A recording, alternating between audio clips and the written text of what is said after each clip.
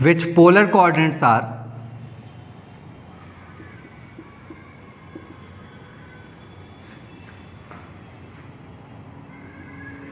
r1, θ1 and r2, θ2। क्या कह रहा है हमसे क्वेश्चन में कि दो बिंदुओं के बीच की दूरी ज्ञात कीजिए जिसके ध्रुवीय निर्देशांक हैं r1, θ1 और r2, θ2। अभी तक हमने कोऑर्डिनेट ज्योमेट्री में दो बिंदुओं के बीच की दूरी निकालना सीख लिया है। क्या होती है दो बिंदुओं के बीच की दूरी? डिस्टेंस बराबर होता है हमारा अंडर रूट में x2 माइनस x1 का whole square plus y2 minus में y1 का होल स्क्वायर, जहाँ पर x1 और y1 और x2 और y2 हमारे कार्टेशियन कोऑर्डिनेट्स होते हैं। बट यहाँ पर जो हमें पॉइंट्स दिए गए हैं वो कैसे दिए गए हैं?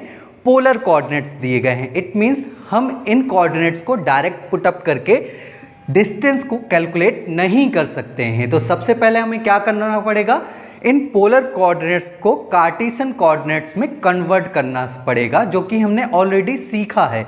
अगर हमारे पोलर कोऑर्डिनेट्स r, θ हुआ करते हैं तो उसके कार्टेशियन कोऑर्डिनेट क्या होते थे? r cos θ and r sin θ। अगर हमारे पोलर कोऑर्डिनेट्स r, θ होता है तो अगर हम जब उसको कार्टेशियन कोऑर्डिनेट्स में कन्वर्ट करते हैं तो वो क्या हो जाता है? r cos θ, r sin θ। It means जो x का मान होता है वो क्या होता है? r cos θ, और जो y का मान होता है वो क्या होता है? r sin θ। ये हमने ऑलरेडी पिछले लेक्चर में सीख लिया है। तो इन दिस केस जो हमारा फर्स्ट पॉइंट का कोऑर्डिनेट है वो क्या है? r, θ नहीं है, r1, θ1 है। इट मीन्स हमारे जो फर्स्ट पॉइंट के कोऑर्डिनेट्स हो जाएंगे वो क्या हो जाएंगे? r1 cos θ1 and r1 sin θ1। और ठीक इसी प्रकार सेकेंड पॉइंट्स के जो कोऑर्डिनेट्स हो जाएंगे वो क्या हो जाएंगे? r2 cos θ2 and r2 sin θ2। It means जैसे ही हमने यहाँ इनको कन्वर्ट किया कार्टेशियन कोऑर्डिनेट्स में, इट मीन्स हमारे पास अब क्या अवेलेबल है? x1 एंड y1 की वैल्यू और ठीक इसी प्रकार x2 और y2 की वैल्यू अवेलेबल है।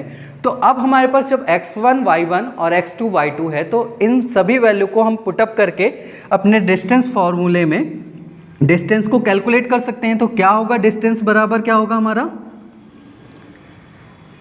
अगर हम डिस्टेंस को कैलकुलेट करें यहाँ पे तो हम कह सकते हैं r2 cos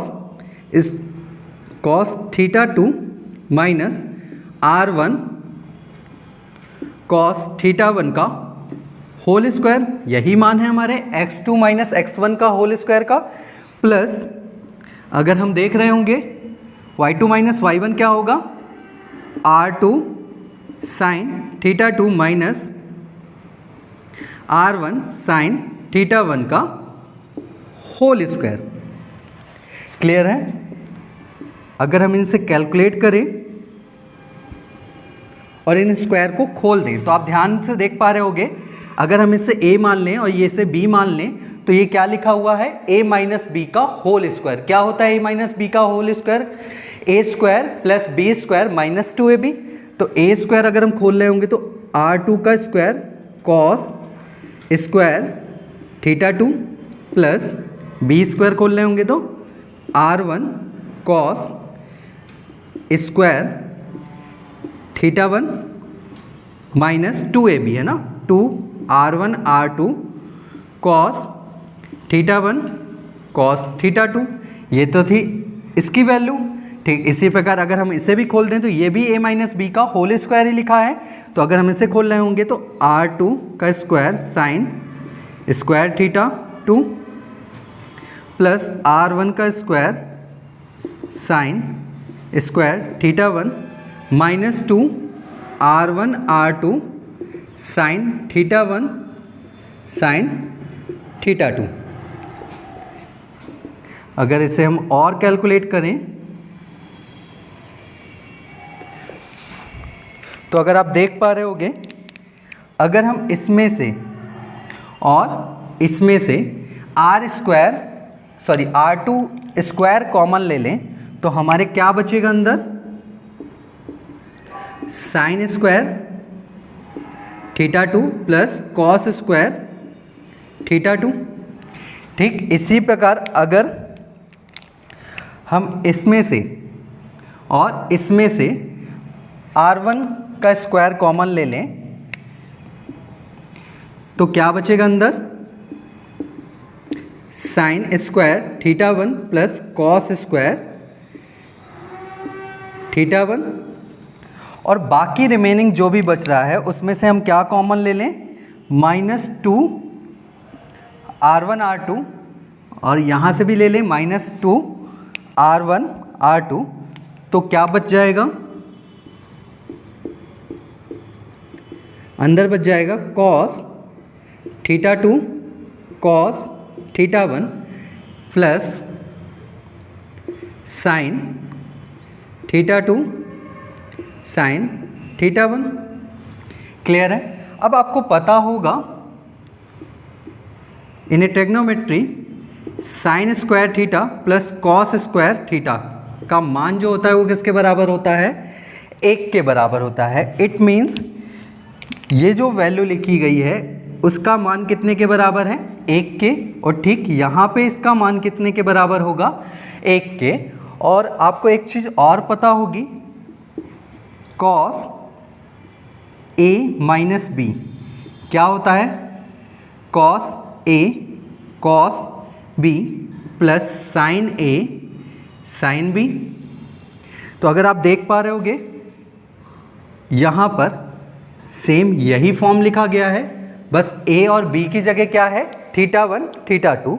इट मीन्स हम इसको cos A माइनस बी के फॉर्म में रिप्रेजेंट कर सकते हैं। तो अगर हम इसे अच्छे से लिखें तो आप देख पा रहे होगे इसका मान तो 1 हो गया, इसका भी मान 1 हो गया। तो हम लिख सकते हैं R1 का स्क्वायर प्लस R2 का स्क्वायर माइनस 2 R1 R2, और ये क्या हो जाएगा, cos A minus b, it means cos theta 2 minus theta 1। इसको हम लिख पा रहे होंगे cos थीटा 2 माइनस थीटा 1। तो हम कह सकते हैं हमारी जो डिस्टेंस आई है वो क्या आई है, अंडर रूट में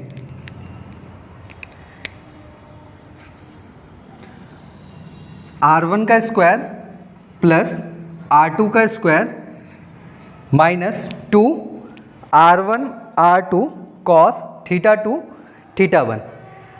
अगर आप इस रिलेशनशिप को या इस डिस्टेंस फॉर्मूले को ध्यान से देखोगे तो इसमें जो भी चीज़ यूज की गई है वो हमारे पोलर कोऑर्डिनेट्स में ऑलरेडी से है। यहाँ पर हम क्या देख रहे हैं, R1 हमें गिवन है, R2 भी गिवन है, और थीटा 1 थीटा 2 का भी मान हमें ऑलरेडी गिवन है। इट मीन्स अब हमको जब भी पोलर कोऑर्डिनेट्स के क्वेश्चन मिलेंगे तो हम इस रिलेशनशिप का इस्तेमाल ना करके डायरेक्टली इस रिलेशनशिप का इस्तेमाल करके क्वेश्चन को बहुत ही आसानी से कैलकुलेट कर सकते हैं। तो हम कह सकते हैं अगर हमारे दो polar coordinates R1 comma theta 1 और R2 कॉमा थीटा 2 हैं तो उनके बीच की जो दूरी होगी वो क्या होगी, अंडर रूट में R1 का स्क्वायर प्लस R2 का square minus 2 R1 into R2 cos theta 2 minus theta 1।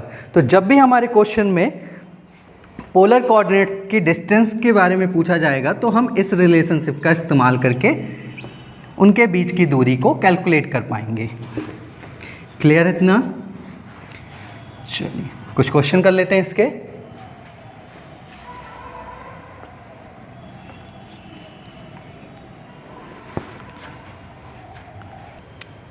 एक क्वेश्चन लिखिएगा,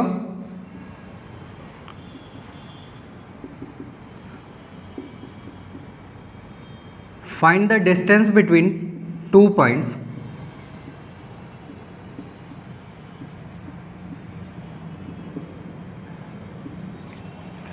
which coordinates are